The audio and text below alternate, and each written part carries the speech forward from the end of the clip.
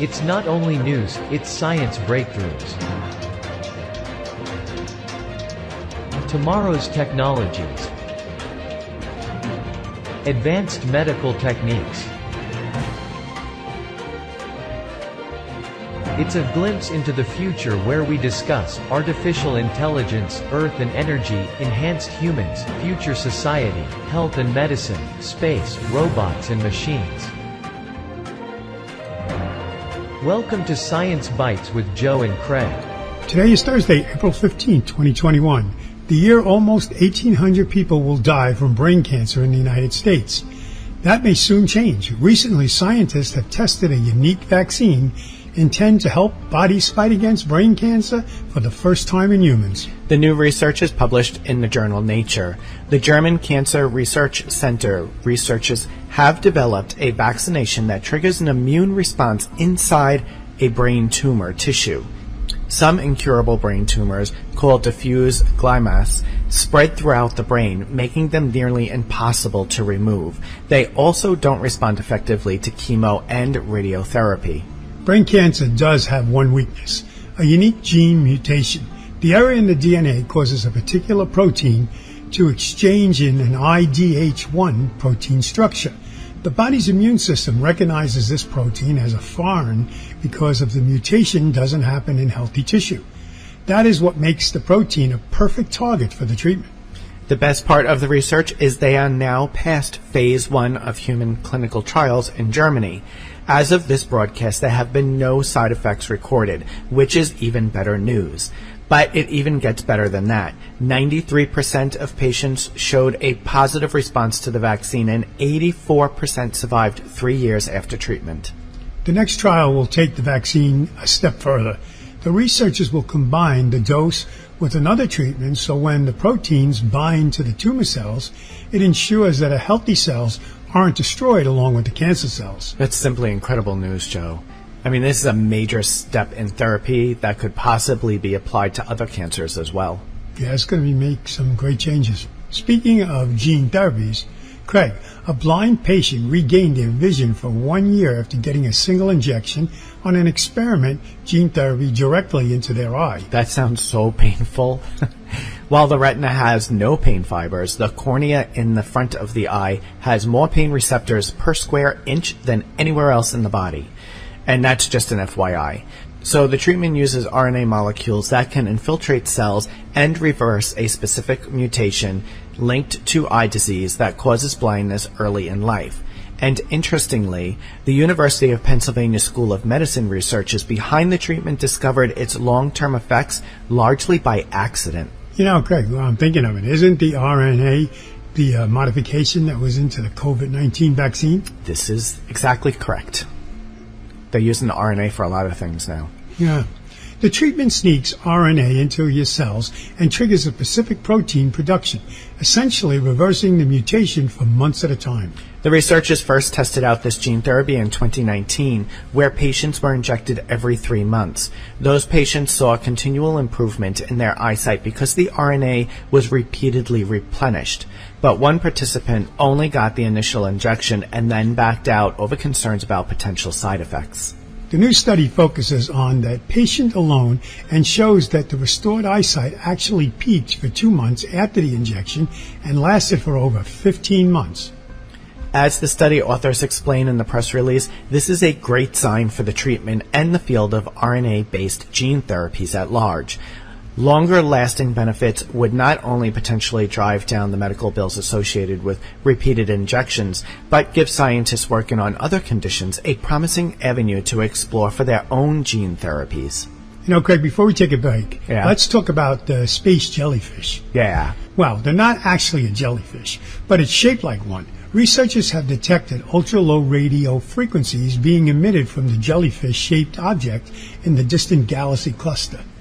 The mysterious object is located 340 million light-years from Earth in the galaxy cluster Abell 2877. The researchers behind a paper published in the Astrophysical Journal say they used the Merchant Wide Field Array radio telescope in Western Australia to discover the ultra-low radio frequencies and its distinct shape. The researchers dubbed the object USS Jellyfish, but don't be quick to assume that it's the nod to Star Trek. USS actually indicates the ultra-steep spectrum radio frequency. That takes all the fun out of it. I know. But as you can imagine, studying radio frequencies from 340 million light years away presents its own special set of challenges. However, they've been able to develop a working theory of where it came from. Supermassive black holes that created powerful jets of plasma about 2 billion years ago. This plasma faded, went quiet, and lay dormant. Then quite recently, two things happened. The plasma started mixing at the same time as a very gentle shock wave passed through the system.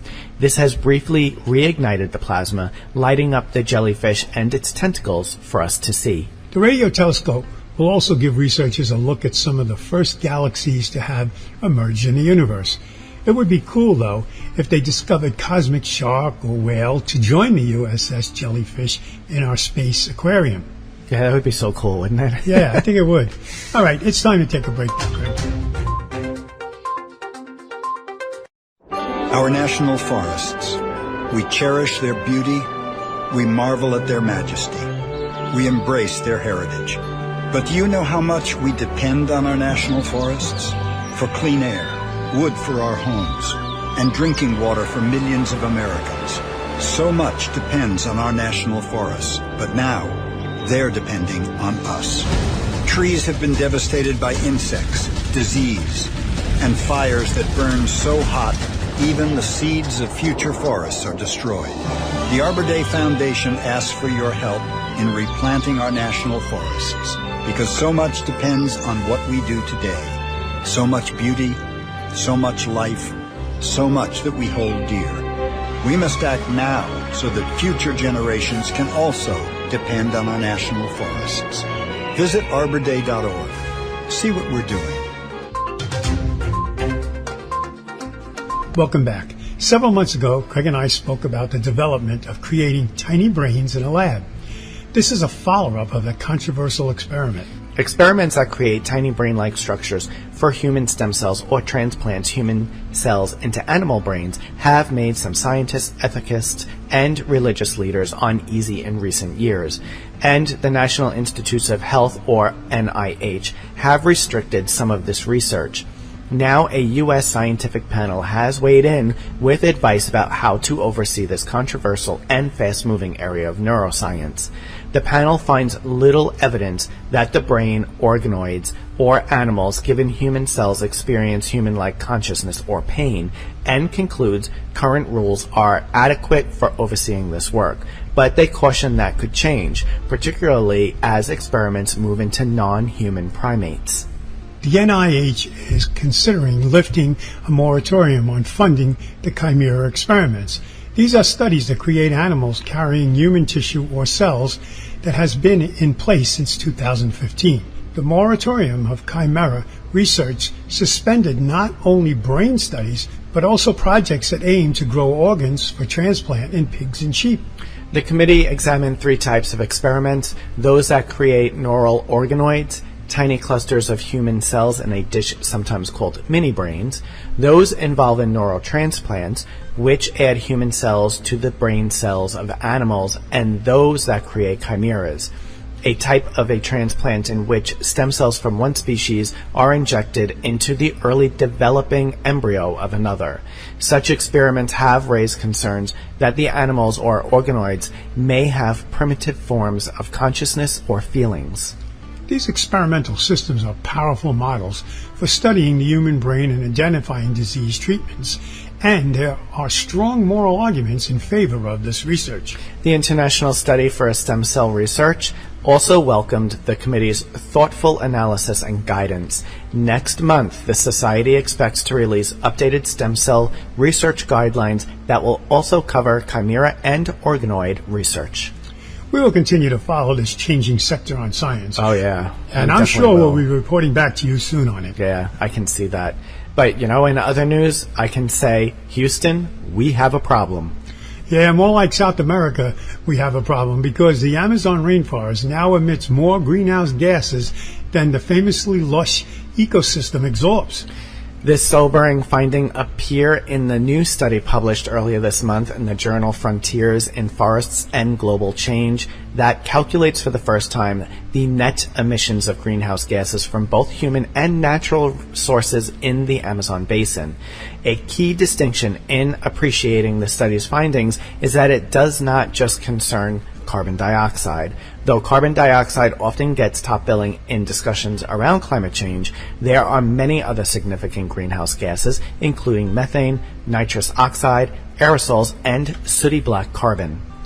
So while the Amazon still absorbs and stores an enormous amount of carbon, its net greenhouse gas emissions have tipped from a negative to a positive. Not just because its capacity to absorb carbon dioxide has been damaged by human activity, but also because the transforming landscape has increased emissions of these other greenhouse gases. For example, the dried out wetlands and compacted soils that result from extensive logging often increase nitrous oxide emissions, and fires used to clear land for livestock and agriculture release particles of soot called black carbon that absorb sunlight and cause localized warming. Part of the issue is that many of the ways in which human activities are changing the Amazon end up being a double or even triple whammies when it comes to greenhouse gas emissions. So, let's say cattle ranches burn a patch of rainforest to create new pasture for their herd. Not only is the carbon dioxide absorbing power of the trees gone, but their stored carbon is released, and the newly barren soil is likely to increase its emissions of greenhouse gases such as methane and nitrous oxide. What's more, the grazing cows belch methane, a greenhouse gas roughly 30 times more damaging than carbon dioxide. Lost forest cover can also change patterns of rainfall and make the rest of the forest hotter and drier, which also tends to increase greenhouse gas emissions. Overall, the pattern starts to sound like a worrisome feedback loop. Deforestation increases greenhouse gas emissions, which increases warming, and that warming then drives increased greenhouse gas emissions, and so on. Okay, it's time for another quick break. What makes a rainbow bend? Where does the universe end? To know the world from A to Z. Discover science and technology. Where is the dinosaur? What's on the ocean floor? To know the world from A to Z. Astronomy, biology, chemistry, zoology, science and technology. It's fun, you'll see. Why is the sun so warm? What makes a winter storm? And what's a quadruped? Why is the planet Mars red? You'll find there's lots to know.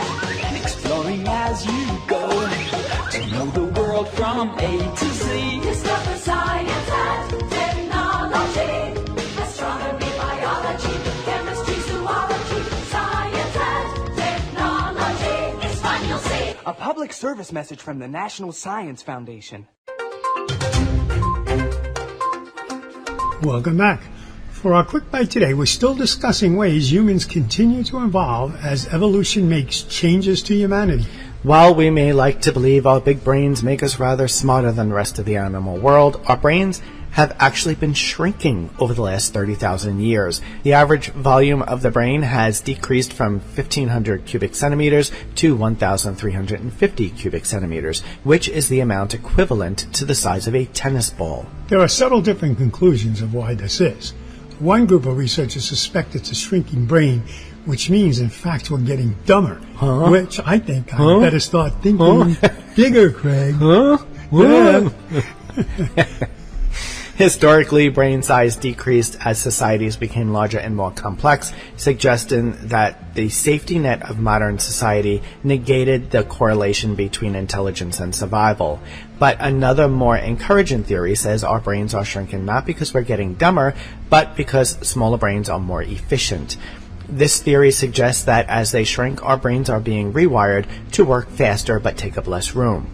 There's also the theory that smaller brains are an evolutionary advantage because they make us less aggressive beings, allowing us to work together to solve problems rather than tear each other to shreds. And also, as a side note, although it wasn't in the article, a smaller brain does use less energy. That brings us to the close of another show. You can find our shows on our website, mysciencebytes.com, and on all podcast platforms. Joe and I are grateful to you, our listeners, because of your support and dedication. We are now listened to in 46 countries, so thank you very much. Please like and subscribe to whatever platform you are listening to us on. We really do appreciate it, and we will be back next month with another new show.